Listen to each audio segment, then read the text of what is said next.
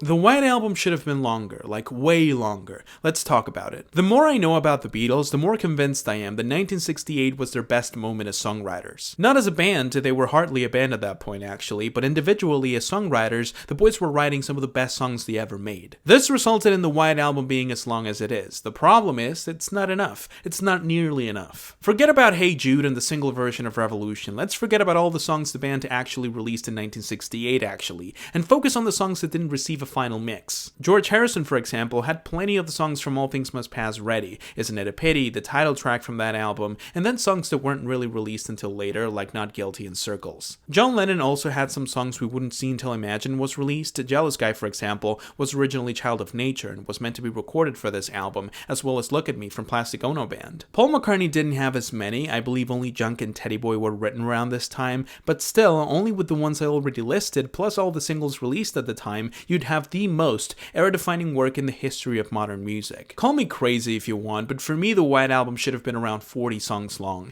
in almost 2 hours, which I know sounds ridiculous, but think about it. Imagine one of the most diverse albums ever, songwriting-wise at least, having even more songs in it, some of which are way better than the ones found in the actual album. Imagine the statement it would have been. I know a lot of people, including both George Harrison and George Martin, thought the album should have been shorter, and I definitely want to know what you think in the comments. But ultimately, because the album is known for its chaotic track list, I can't see how more chaos wouldn't make the album even better, although Paul probably disagrees. Well, I'm not a great one for that. Maybe it was too many of that. Look, what do you mean? It was great. It sold. It's the bloody Beatles White Album. Shut up.